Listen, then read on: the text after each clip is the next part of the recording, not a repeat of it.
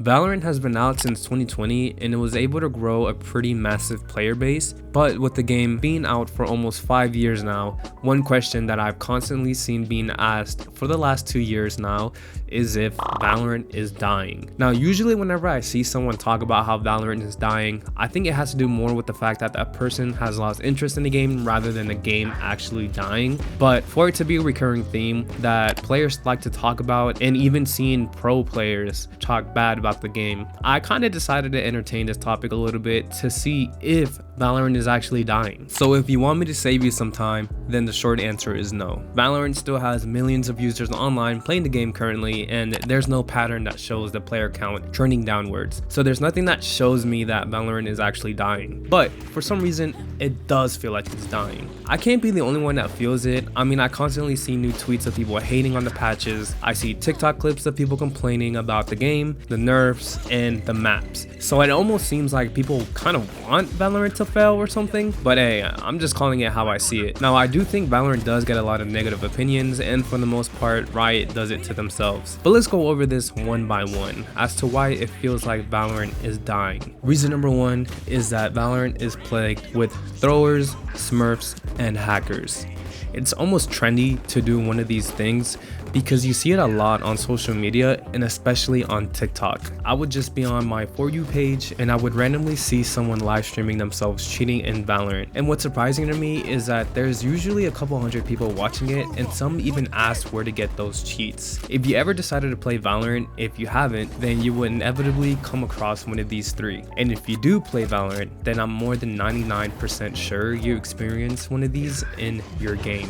Not only do they ruin your gaming experience, but Riot has no protection set in place that will keep you from losing RR if you experience one of these. So for example, let's say you're one game away from hitting Ascendant, you queue up and then the opponent's team, they have a hacker. Then you will inevitably lose, which means you will lose RR, but not because your team was bad, not because the other team was better, but simply because somebody was ego tripping and just wanted to watch the world burn. And the worst part is, the only thing you can do is report that said player and hope they get punished, even though you already got punished because you lost RR for something that was out of everybody's control. But stuff like this happens a lot, which can feel draining and stop a lot of people from wanting to continue to play the game. Reason number two is that this game is expensive. For this being a free game, you sure do spend a lot of money on this. For me, I used to buy skins from the night market, but no way would I ever buy a skin bundle, especially when Riot started increasing the prices for their bundles. When I first started playing Valorant, skin bundles would range from $40 to $50. Now they go for $100 plus, which is insane. I'm sorry, but there's no way cosmetics should be that much for any game. And it's especially bad because you have no way to make some money back from that skin.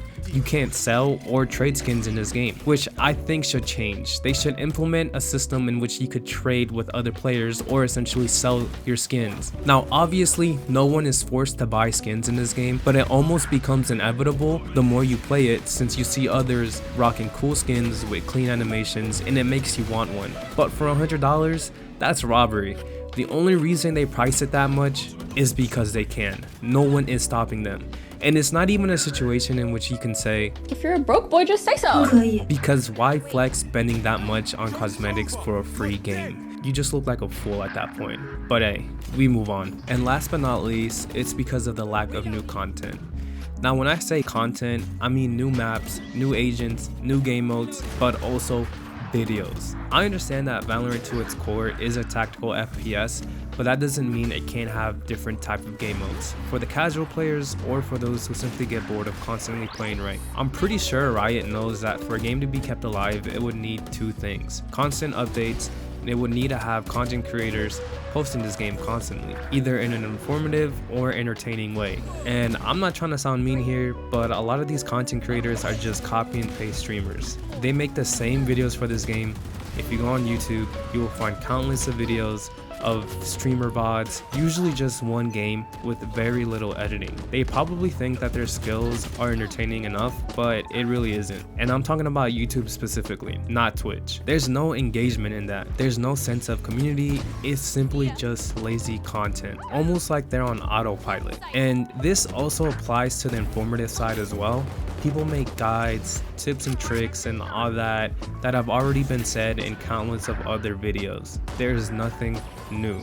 People are just copying each other at this point. Now, this is me calling out Valorant content creators, but not the pros. I'll give pros some slack because they do put a lot of time into this game with scrimming, and that low-key sounds like torture. But for the non-pro streamers, you gotta do better. They probably don't realize that they're helping with Valorant feeling lifeless because of their lack of creativity in their content. They're supposed to make this game seem fun, but when all they do is just post the same thing and you know what to expect with every video, then there's nothing fun about it, which means they won't really turn people into wanting to play this game. But I do think the reason Valorant content is very copy and paste is because Riot just isn't adding enough content to diversify it. Look at Fortnite. See how relevant it still is after being out for so long? That's because Epic Games always adds new things to the game, bringing in new players that are curious to check it out. That's what Riot needs to do as well.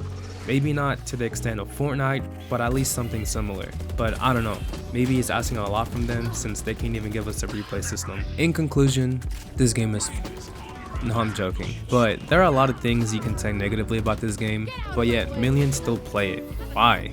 I think part of it is because it's all they know, and even though this game needs some work, I do think it can be fun at times. I mean, it got me addicted to it for almost 2 years now until I stopped. I have noticed people do defend Valorant because they either get special treatment from Riot or because they get money off of the game through their content. I do think Valorant is going to be one of the top games for a long time, but it wouldn't surprise me if they end up like Apex Legends. It might not be soon, but I feel like it's just a matter of time now. And I believe that would only happen if they don't start fixing the game for the better. But all of this is my opinion. I could be wrong, I could be right, but let me know what you guys think below because I would love to hear about it. Oh, and Riot, stop nerfing the most used agents. That isn't gonna make people want to play the weaker characters. You have to buff the weaker agents if you want them to be played more. So stop nerfing Viper and buff the fuck out of Harbor. Okay, that's it, bye.